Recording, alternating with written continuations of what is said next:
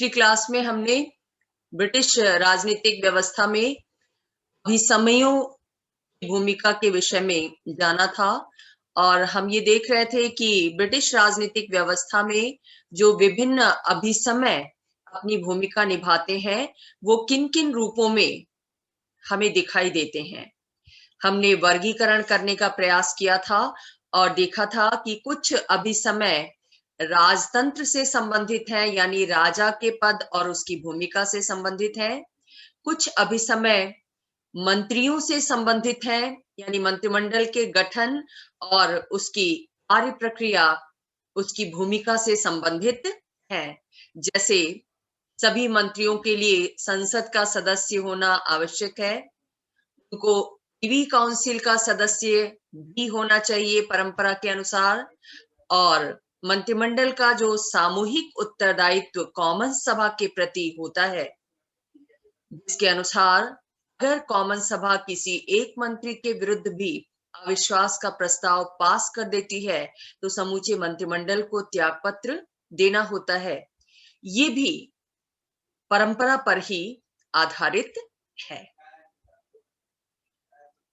ये बात भी परंपरा पर ही आधारित है कि प्रधानमंत्री जब मंत्रिमंडल का गठन करता है तो वो ज्यादातर इस बात का ध्यान रखता है कि मंत्रिमंडल में उसके अपने राजनीतिक दल के सदस्य ही हों।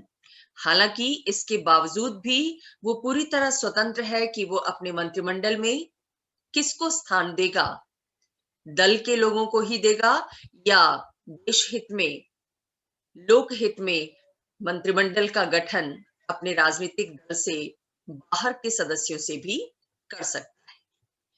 और लास्टली आपने देखा था कि मंत्रीगण अपने कार्य के लिए अपने उत्तरदायित्व से बच नहीं सकते, इस नाम पर, राजा की उन्मुक्ति के नाम पर, कि राजा पर कोई मुकदमा नहीं चलाया जा सकता, राजा कोई त्रुटि नहीं कर सकता। ये जो प्रवर्ब प्रचलित है ब्रिटेन में, उसके नाम पर मंत्रियों को या लोक सेवकों को कोई उन्मुक्ति नहीं मिलती, यानी वो अपने हर व्यक्तिगत कार्य के लिए खुद उत्तरदायी हैं, कोई और उत्तरदायी नहीं है। इसके अतिरिक्त कुछ अभिसमय संसद और उसकी कार्य प्रक्रिया से भी संबंधित हैं। जैसे संसद के 2 सदन होंगे, लॉर्ड सभा और कॉमन सभा, ये भी अभिसमय पर ही आधारित है। इस विषय में कोई लिखित कानून मौजूद नहीं है।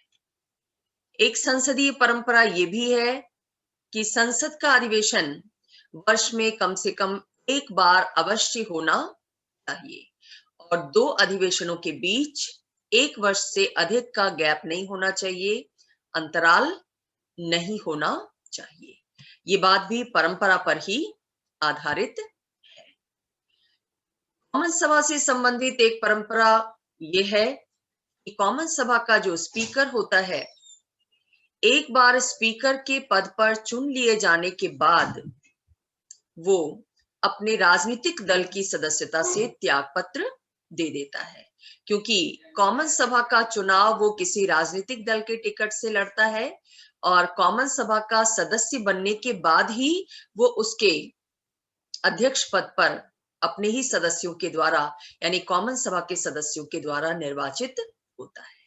तो जब कॉमन सभा के सदस्यों के द्वारा उसे अपना अध्यक्ष चुन लिया जाता है तो वो अपने दल से त्यागपत्र दे देता है, क्योंकि अब वो पूरे सदन का अध्यक्ष होता है और ऐसा इसलिए जरूरी होता है ताकि वो निष्पक्षता पूर्वक काम कर सके।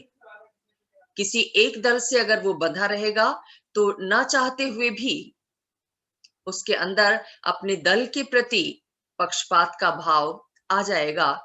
इस पक्षपात के भाव से बचाने के लिए ये परंपरा डेवलप हुई कि स्पीकर एक बार कॉमन सभा का अध्यक्ष चुन लिए जाने के बाद अपने दल से त्यागपत्र दे देगा। और ये भी उससे संबंधित एक परंपरा है कि कॉमन सभा का स्पीकर एक बार स्पीकर बन जाने के बाद तब तक अपने पद पर बना रहता है जब तक वो स्वयं अपना पद न छोड़े। ये ऐसी परंपरा है जो स्पीकर को ब्रिटिश राजनीति में बहुत ज्यादा मान सम्मान दिलाती है, उसके पद को प्रतिष्ठित बनाती है। संसद से संबंधित एक महत्वपूर्ण परंपरा ये भी है कि जब कोई विधेयक संसद में रखा जाता है, किसी भी सदन में कानून बनाने के लिए, तो हर विधेयक कम से कम उस पर 3 वाचन होना चाहिए, 3 रीडिंग्स होनी चाहिए, उसके बाद ही उस पर मतदान हो सकता है। इस परंपरा का उद्देश्य ये है कि विधेयक पर चर्चा पूरी तरह हो जाए, उसके हर पहलू पर चर्चा हो जाए, ताकि यदि उसमें कोई कमी हो तो उस कमी को दूर किया जा सके। जल्दबाजी में कोई विधेयक कानून का रूप न ले सके, इसलिए ये परंपरा स्थापित की गई कि विधेयक पर सदन में मतदान तभी होगा जब 3 वाचन पूरे हो गए हों, यानी उस पर चर्चा पूरी हो गई हो। फर्स्ट रीडिंग, सेकेंड रीडिंग और थर्ड रीडिंग तक आते आते विधेयक पर चर्चा पूर्ण हो जाती है, उसकी सारी खामियां प्रकाश में आ जाती हैं और उन खामियों को दूर करने का प्रयास किया जाता है। इसलिए ये परंपरा डेवलप हुई। संसद में जो उद्घाटन भाषण दिया जाता है, जब नई संसद चुनकर आती है, कॉमन सभा का चुनाव होता है, तो पहली बार जब संसद की बैठक होती है, तो उस बैठक में पहला भाषण सम्राट के द्वारा दिया जाता है, जिसको उद्घाटन भाषण कहते हैं। यानी उसके भाषण के साथ ही संसद का सत्र उद्घाटित होता है। इस उद्घाटन भाषण को कौन तैयार करता है? मंत्रिमंडल तैयार करता है, जिस भाषण में सरकार की आगामी नीतियों की चर्चा होती है कि आने वाले वर्षों में सरकार कौन कौन से कार्य करेगी, क्या नीतियां होंगी देश की, कौन सी योजनाएं उसके पास हैं जिसको वो जनहित में क्रियान्वित करना चाहेगी। तो ये उद्घाटन भाषण जो सम्राट के द्वारा दिया जाता है, वास्तव में किसके द्वारा तैयार किया जाता है? मंत्रिमंडल के द्वारा तैयार किया जाता है।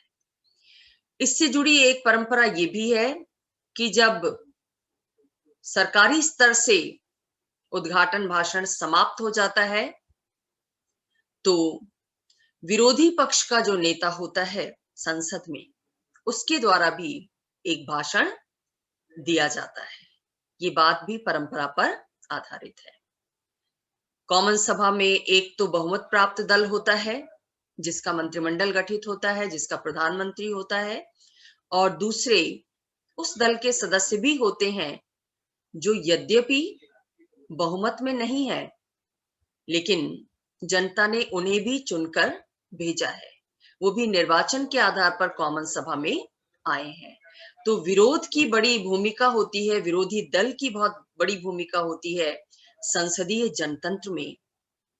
उसकी इस भूमिका को स्वीकार करते हुए ही संसद की कार्यवाहियों में परंपरा अनुसार उसे स्थान दिया गया है, और यही वजह है कि ये परंपरा स्थापित है कि सरकार की ओर से भाषण हो जाने के बाद विरोधी पक्ष के द्वारा भी, नेता विरोधी दल के द्वारा भी संसद में भाषण दिया जाता है उद्घाटन सत्र के बाद, उद्घाटन भाषण के बाद।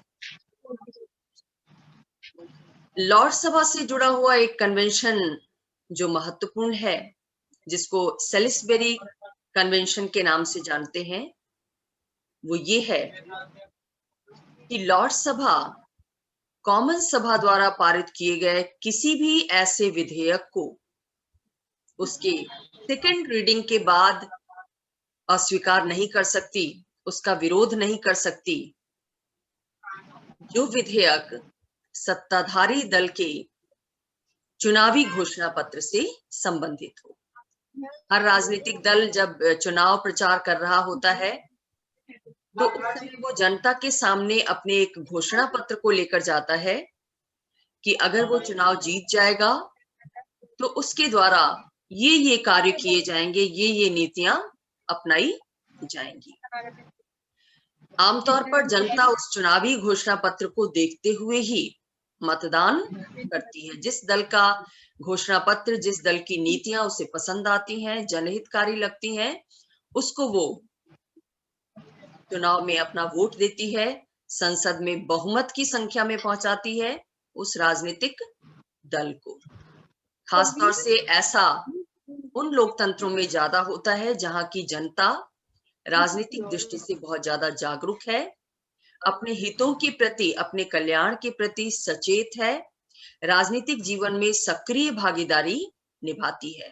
वहां तो जनता दल के घोषणा पत्र को ध्यान में रखते हुए ही वोट डालने का कार्य करती है। हाँ, विकासशील देशों में जो जनतंत्र क्रियाशील है, उसमें मतदान के पीछे बहुत सारे कारण होते हैं, लेकिन जो विकसित लोकतंत्र है, जैसे ब्रिटिश जनता बहुत जागरूक है, लिहाजा वो चुनावी घोषणा पत्र को ध्यान में रखकर वोट देती है। तो जब जनता द्वारा चुनकर कोई दल जाता है कॉमन सभा में बहुमत के साथ, तो जनता भी ये अपेक्षा रखती है कि वो संसद में पहुंचकर अपने घोषणा पत्र को, अपने चुनावी वायदे को पूरा करने का कार्य करेगा। हुआ क्या, कई बार लॉर्ड सभा के द्वारा कॉमन सभा से पारित विधेयकों का विरोध किया गया, और उनमें ऐसे विधेयक भी शामिल थे जिनके विषय में सत्ताधारी दल ने चुनाव के समय जनता से वायदा किया था। लॉर्ड सभा द्वारा विरोध किए जाने के कारण वो विधेयक आसानी से पास नहीं हो सका। उसके बाद से ही जनता की मांग पर यह परंपरा एस्टेब्लिश हुई, स्थापित की गई कि लॉर्ड सभा ऐसे किसी भी विधेयक का विरोध नहीं करेगी, खासतौर से उस विधेयक की सेकंड रीडिंग के बाद, द्वितीय वाचन के बाद, जबकि उस पर चर्चा ऑलमोस्ट पूरी हो चुकी हो, उसका विरोध वो नहीं करेगी। क्योंकि अगर ऐसा होता है तो जनता की इच्छा को क्रियान्वित करना सत्ताधारी दल के लिए संभव नहीं होगा, और ये स्थिति लोकतंत्र की दृष्टि से भी घातक होगी, क्योंकि लोकतांत्रिक सरकार जनाकांक्षाओं की पूर्ति के लिए निर्मित की जाती है। तो इस बात को ध्यान में रखते हुए ये परंपरा विकसित हुई, जिसको सेलिसबरी कन्वेंशन के नाम से जानते हैं।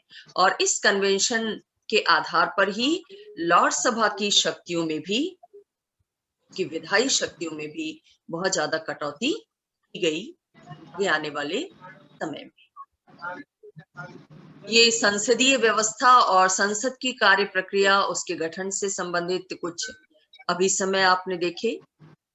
इसके अलावा ब्रिटिश राजनीतिक जीवन में कुछ अभिसमय ऐसे भी हैं जो जनता की सत्ता को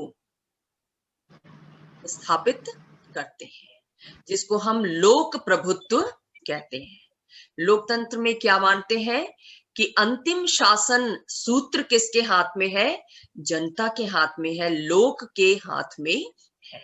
भले ही विधायिका, कार्यपालिका, न्यायपालिका, प्रशासनिक अधिकारी, ये सारे अंग मौजूद होते हैं लोकतंत्र में, लेकिन ये सब जनता की इच्छा को ध्यान में रखते हुए कार्य करते हैं, क्योंकि इन्हें पता होता है कि निर्वाचन के माध्यम से जनता जब चाहे तब सत्ता इनके हाथों से ले सकती है। इसलिए कुछ कन्वेंशंस ऐसे भी डेवलप हुए हैं जो जनता की सत्ता को, लोक प्रभु सत्ता को स्थापित करते हैं। जैसे कन्वेंशन है, सरकार द्वारा कोई भी महत्वपूर्ण विधेयक तब तक संसद में प्रस्तुत नहीं किया जाना चाहिए जब तक कि निर्वाचकों से ऐसा स्पष्ट जनादेश ना मिला हो। यानी इसका मतलब ये है कि जो अल्पमत सरकार है, जिसके दल को कॉमन सभा में बहुमत हासिल नहीं है, इट मीन्स निर्वाचकों ने पूरी तरह से उसमें विश्वास व्यक्त नहीं किया है। इसलिए गठबंधन सरकार के प्रधानमंत्री को या मंत्रिमंडल को ऐसा कोई विषय कानून के लिए नहीं चुनना चाहिए जिस विषय पर विवाद की स्थिति हो, निर्वाचकों का स्पष्ट आदेश न मिला हो। ऐसे विवादास्पद विषयों को कानूनी प्रस्ताव के रूप में पेश करने से बचना चाहिए। हाँ, जो बहुमत प्राप्त वो मंत्रिमंडल है, जिसकी सरकार को कॉमन सभा में बहुमत हासिल है, वो सरकार तो कोई भी ऐसा विधेयक ला सकती है जिसको वो समझती है कि देश हित में इस विषय पर कानून बनाया जाना उचित है, क्योंकि वो ये समझती है कि निर्वाचकों ने उसे कार्य करने का स्पष्ट आदेश दिया है। इसलिए जनहित में वो जिन विधेयकों को भी लाना चाहती है, ला सकती है। 1911 में लॉर्ड सभा की शक्तियों को कम करने के लिए संसदीय अधिनियम लाया गया। ये एक क्रांतिकारी कदम था, क्योंकि लॉर्ड सभा पारंपरिक रूप में बहुत ज्यादा शक्तियों का प्रयोग करती चली आ रही थी, लेकिन चुनाव में लॉर्ड जॉर्ज की उदार दलीय सरकार को निर्वाचकों ने स्पष्ट बहुमत दिया था, और इस बहुमत के आधार पर जनता की इच्छा और आकांक्षा को समझते हुए, चूंकि अपने चुनावी घोषणा पत्र में उदार दल ने ये रखा था कि लॉर्ड सभा की शक्तियों में कमी लाई जाएगी, कॉमन सभा की शक्तियों में इजाफा किया जाएगा, क्योंकि कॉमन सभा में जनता द्वारा सीधे निर्वाचित प्रतिनिधि होते हैं। तो जनता के जनप्रतिनिधियों के अधिकारों को मजबूत बनाने के लिए, उनकी भूमिका को महत्वपूर्ण बनाने के लिए लॉर्ड सभा जैसी कुलीन तंत्रीय संस्था की शक्तियों में कमी किया जाना जरूरी है। ये बात अपने चुनावी घोषणा पत्र में उदार दल के द्वारा रखी गई थी, और इस घोषणा पत्र को मतदाताओं ने स्वीकार किया था, इसीलिए उसको बहुमत के साथ कॉमन सभा में उस दल को चुनकर भेजा था। तब जाकर उस लॉर्ड जॉर्ज की जो सरकार बनी उदार दल की, उसने ये कदम उठाया, ये विधेयक लाया गया उसके द्वारा 1911 में, जिसका पर्पस लॉर्ड सभा की शक्तियों को कम करना, और ऐसा इसलिए किया गया क्योंकि 1910 के चुनाव में इस विषय पर जनता से स्पष्ट आदेश उसे मिल चुका था। तो ये एक कन्वेंशन है जो जनता की प्रभुता से संबंधित है। ब्रिटिश लोकतंत्र में उसकी भूमिका को महत्वपूर्ण।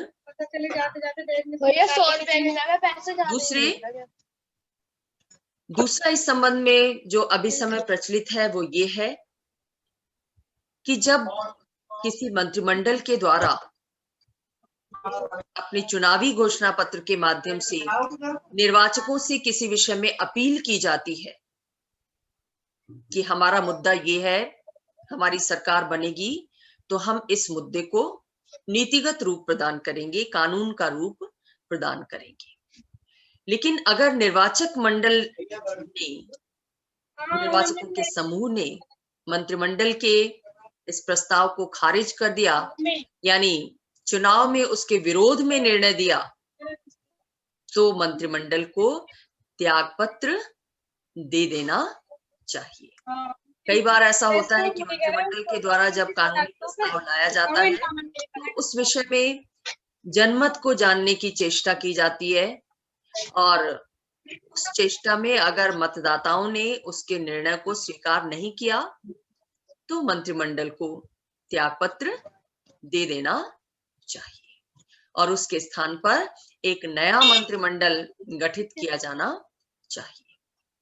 परंपरा अनुसार प्रधानमंत्री दूसरी बार कॉमन सभा को भंग करने की सिफारिश सम्राट से नहीं कर सकता। एक बार तो वो कर सकता है, कॉमन सभा चुनकर आई, एक बार उसने सिफारिश कर दी भंग करने की, साल 2 साल के भीतर दूसरी कॉमन सभा फिर चुनकर आई, और किसी विषय पर मंत्रिमंडल और निर्वाचक मंडल के बीच, निर्वाचकों के समूह के बीच सहमति नहीं बनी, तो दोबारा जल्दी से कॉमन सभा को भंग करने की सिफारिश नहीं की जाती प्रधानमंत्री के द्वारा, क्योंकि बार बार चुनाव कराने से समय और धन का अपव्यय होता है।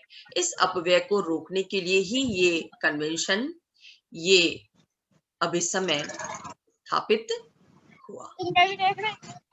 तो लोक प्रभुत्व से संबंधित अभिसमय ये दो हैं जिन्हें आपने देखा। अभिसमयों के विषय में एक प्रश्न अक्सर उठता है ब्रिटिश राजनीतिक व्यवस्था में, अभिसमयों का पालन क्यों किया जाता है, जबकि ये एक फैक्ट है कि ना तो अभिसमयों को कानूनी मान्यता प्राप्त है, कानून के समान उनका महत्व नहीं है, और ना ही न्यायालय अपने निर्णयों में इनका उल्लेख करते हैं। यानी वैधानिक और न्यायिक दोनों ही मान्यता अभिसमयों को प्राप्त नहीं।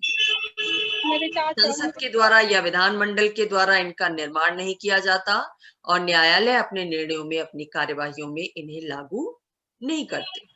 तो फिर प्रश्न ये उठता है कि इनका पालन क्यों किया जाता है, शासकीय कर्मचारियों के द्वारा या आम जनता के द्वारा। इस महत्वपूर्ण प्रश्न पर ब्रिटिश संविधान के बहुत सारे विशेषज्ञों ने, जैसे प्रोफेसर डायसी, लॉवेल और लास्की ने इस पर विचार किया और इसका उत्तर अपने अपने तर्कों के माध्यम से दिया कि क्यों ब्रिटिश सार्वजनिक जीवन में प्रचलित इन अभिसमयों का पालन किया जाता है। तो इन संविधान विशेषज्ञों के विचारों को हम देखेंगे। सबसे पहले डायसी, प्रोफेसर डायसी का क्या विचार है ये जानेंगे। डायसी का इस विषय में मत ये है कि अभिसमयों का पालन इसलिए किया जाता है क्योंकि कानून और अभिसमय एक दूसरे से संबंधित हैं, और यदि किसी अभिसमय का पालन नहीं किया जाता तो इससे कानून का उल्लंघन होता है, क्योंकि कानून का उल्लंघन करने पर दंडित करने की व्यवस्था होती है। यानी कानून अनुलंघनीय है, बाध्यकारी है, हमें कानून को मानना ही होता है, चाहे वो हमारी इच्छा के अनुरूप हो या ना हो। तो कानून अनुलंघनीय है और अभिसमय कानून से जुड़े हुए हैं, इसलिए अभिसमयों का पालन भी कानूनों के समान ही करना जरूरी हो जाता है। डायसी का तर्क ये है, लेकिन इस तर्क को आलोचक स्वीकार नहीं करते, क्योंकि उनकी ये मान्यता है कि कानून और अभिसमय हमेशा एक दूसरे से संबंधित नहीं होते, और बहुत सारे ऐसे अभिसमय हैं जिनका उल्लंघन करने से कोई कानून भंग नहीं होता। जैसे आलोचक उदाहरण देते हैं कि प्रधानमंत्री के विषय में ये एक परंपरा प्रचलित है कि प्रधानमंत्री को कॉमन सभा का सदस्य होना चाहिए। कॉमन सभा के सदस्य को ही प्रधानमंत्री पद पर नियुक्त किया जा सकता है। ये परंपरा लंबे समय से चली आ रही है, लेकिन अगर इस परंपरा का उल्लंघन किया जाता है, यानी प्रधानमंत्री पद के लिए किसी ऐसे व्यक्ति को चुना जाता है जो कॉमन सभा का सदस्य नहीं है बल्कि लॉर्ड सभा का सदस्य है, तो यद्यपि ये अभिसमय का उल्लंघन हुआ, परंपरा का पालन नहीं हुआ, क्योंकि परंपरा ये कहती है कि कॉमन सभा से ही प्रधानमंत्री होना चाहिए। लेकिन अगर इसका उल्लंघन करते हुए लॉर्ड सभा से प्रधानमंत्री की नियुक्ति की जाती है तो इससे किसी कानून का उल्लंघन नहीं होता, क्योंकि इस विषय में कोई कानून मौजूद नहीं है। तो आलोचक ये तर्क देते हैं, इस तर्क के आधार पर डायसी के विचार को खारिज करते हैं कि अभिसमय और कानून एक दूसरे से संबंधित हैं, इसलिए अभिसमय को न मानने का मतलब है कि कानून को न मानना। इस तर्क से आलोचक सहमत नहीं। दूसरे आलोचक डायसी के विचारों की इस आधार पर भी आलोचना करते हैं कि यदि डायसी के इस विचार को मान लिया जाए कि अभिसमय और कानून समकक्ष हैं, अन्योन्याश्रित हैं, उनका पालन कानून के पालन के लिए जरूरी है। तो इससे स्वयं डायसी के उस विचार का उल्लंघन होता है जिस विचार के तहत उन्होंने माना कि ब्रिटेन में संसदीय संप्रभुता है, यानी संसद की सर्वोच्चता है, जिसके अनुसार संसद कोई भी कानून बना सकती है, किसी भी कानून को समाप्त कर सकती है। लेकिन अभिसमय का जो कंसेप्ट है, परंपराओं का जो कंसेप्ट है, वो संसद की सर्वोच्चता के इस सिद्धांत का उल्लंघन करता दिखाई देता है, क्योंकि इसके अनुसार संसद भी कानून बनाते समय अभिसमयों के पालन को ध्यान में रखती है, यानी किसी अभिसमय के विरुद्ध जाते हुए वो कोई कानून नहीं बना सकती। आपने संसदीय संप्रभुता का कंसेप्ट पढ़ा है, उसमें डायसी के द्वारा यही कहा गया कि ब्रिटेन में वैधानिक रूप से संसद की सर्वोच्चता है। लेकिन दूसरी तरफ जब डायसी ये कहते हैं कि अभिसमय कानून के समान ही महत्व रखते हैं, कानून का पालन करने के लिए अभिसमयों का पालन किया जाना जरूरी है, तो इससे संसदीय संप्रभुता या संसदीय सर्वोच्चता के सिद्धांत का उल्लंघन, ये धारणा सीमित होती है। तो आलोचक डायसी के विचारों को परस्पर विरोधाभासी मानते हुए उसका विरोध करते हैं। दूसरा जो मत व्यक्त किया गया वो दूसरे संविधान विशेषज्ञ हैं प्रोफेसर लॉवेल। लॉवेल के अपने अलग तर्क हैं कि ब्रिटिश राजनीतिक व्यवस्था में अभिसमयों का पालन क्यों किया जाता है। लॉवेल कहते हैं शासक वर्ग के द्वारा अभिसमयों का पालन इसलिए किया जाता है क्योंकि ये अभिसमय नैतिकता के नियम हैं। जैसे हम नैतिक नियमों के विरुद्ध कोई तर्क नहीं दे सकते, बस नैतिक होने के नाते उनका पालन करते जाते हैं।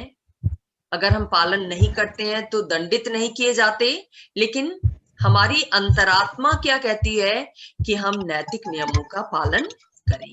तो ये अभिसमय और कुछ नहीं बल्कि नैतिकता के नियम है, और नैतिकता के नियम होने के नाते आम जनता इनका पालन करती है, शासक वर्ग इनका पालन करते हैं। वो जानते हैं कि इनका उल्लंघन करने से उन्हें कोई दंड नहीं मिलेगा, लेकिन चूंकि ये उनकी अंतरात्मा की आवाज है, नैतिक नियमों से संबंधित है, इसलिए शासक और शासित दोनों ही इन अभिसमयों का पालन करते हैं। दूसरे लॉवेल ये कहते हैं कि ये अभिसमय एक प्रकार से खेल के नियम है। कौन सी खेल? शासन संबंधी खेल के नियम है, और इन नियमों के प्रति शासन और प्रशासन के कार्य में जितने भी लोग लगे हुए हैं, जो भी कार्मिक हैं, वो इसके प्रति जागरूक हैं, इसलिए इसका पालन करते हैं। तीसरी बात लॉवेल ये कहते हैं कि अभिसमयों का पालन इसलिए किया जाता है ब्रिटेन में क्योंकि इनके पीछे जनाधार है, जनमत की शक्ति।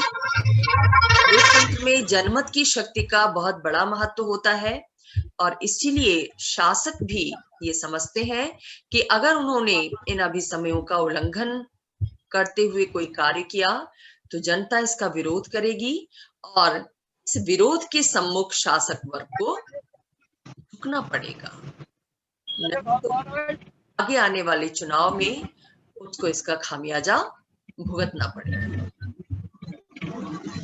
जैसे 1909 में जब लॉर्ड सभा ने प्रधानमंत्री लॉर्ड जॉर्ज के प्रगतिशील बजट को अस्वीकार किया था, तो तुरंत जनता के द्वारा ये मांग उठी कि लॉर्ड सभा की शक्तियों को कम किया जाए और इस संबंध में जो अभी समय प्रचलित है उसको कानूनी रूप प्रदान किया जाए। क्यों? जनता की ओर से ये मांग क्यों उठी? क्योंकि उसे ये लगा कि जिस मंत्रिमंडल को जनता ने चुनकर भेजा है, जनादेश के साथ भेजा है, उसके द्वारा प्रस्तुत विधायी प्रस्तावों को लॉर्ड सभा जैसी कुलीन तंत्रीय संस्था कैसे रोक सकती है। इसलिए ये मांग उठी और लॉर्ड सभा की विधायी और वित्तीय शक्तियों को सीमित किया गया। तो कहने का मतलब ये है कि अभिसमयों का पालन किए जाने के पीछे एक बहुत बड़ा कारण उनके पीछे जनमत की शक्ति का होना है, जनाधार का होना है। लॉवेल इस तरह से अपना तर्क देते हैं, ब्रिटिश लोग और शासकगण क्यों अभिसमयों का पालन करते हैं। तीसरा विचार लास्की जैसे विचारक का है। लास्की मानते हैं ब्रिटेन के सार्वजनिक जीवन में परंपराओं का पालन दो कारणों से किया जाता है।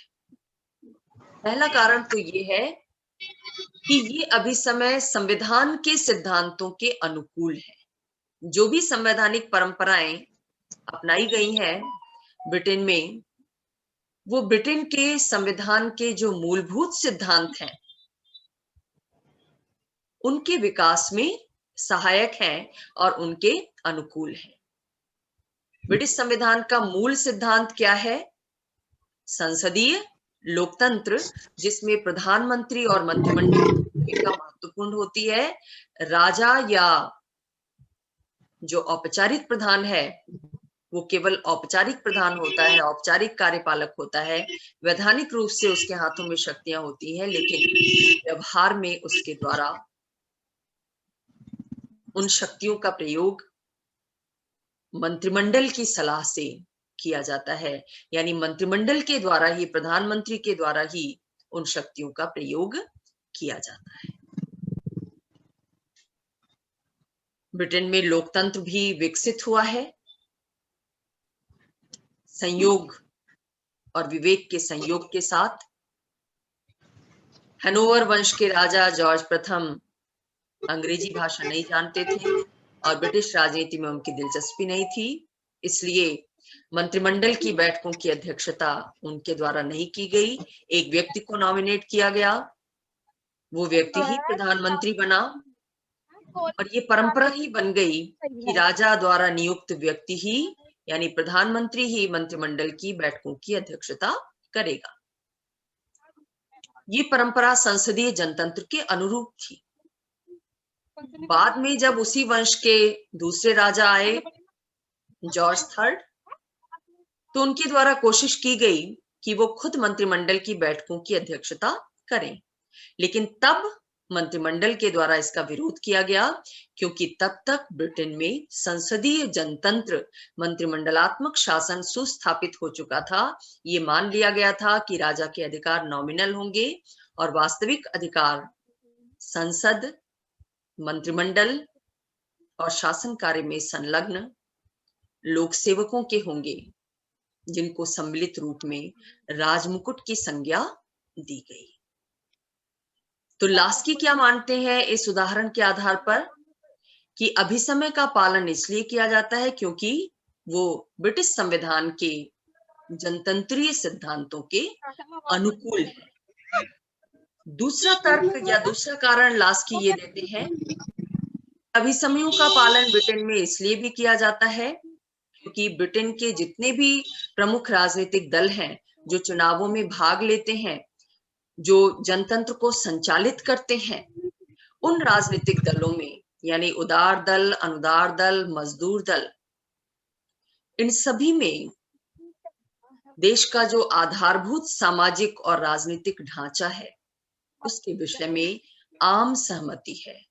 जैसे सभी राजनीतिक दलों को संसदीय लोकतंत्र में विश्वास है और सभी राजनीतिक दल उदारवादी मूल्यों के आधार पर सामाजिक ढांचे को निर्मित करना चाहते हैं। लिहाजा शासन सत्ता चाहे जिस भी दल के हाथ में आए निर्वाचन के माध्यम से, इससे कोई फर्क नहीं पड़ता और सभी सरकारों के द्वारा जो स्थापित परंपराएं हैं ब्रिटेन में उनका पालन किया जाता है। तो इस चर्चा के आधार पर हम अभिसमयों के विषय में इस निष्कर्ष पर पहुंचते हैं कि अभिसमय का पालन ब्रिटिश राजनीति में क्यों किया जाता है। पहली बात तो ये कि ये अभिसमय ब्रिटेन के सार्वजनिक जीवन में अपनी उपयोगिता सिद्ध कर चुके हैं और अगर इनका पालन नहीं किया जाए तो शासन व्यवस्था में बहुत सारी कठिनाइयां उदित हो जाएंगी। लिखित संविधान न होने के कारण उन कठिनाइयों का निवारण करना शासकों के लिए बहुत मुश्किल हो जाएगा। दूसरे, अभिसमय के पीछे लोकमत की शक्ति है जिसके उल्लंघन का साहस कोई भी सरकार नहीं कर सकती। और तीसरे, ब्रिटिश लोग राजनीतिक रूप से बहुत ज्यादा जागरूक हैं, इसलिए शासक और शासित दोनों ही अभिसमयों के महत्व को समझते हुए उनका पालन करते हैं। अभिसमयों के विषय में राजनीतिक दलों में मतैक्य है और ये अभिसमय ब्रिटिश लोगों के स्वभाव के अनुकूल है।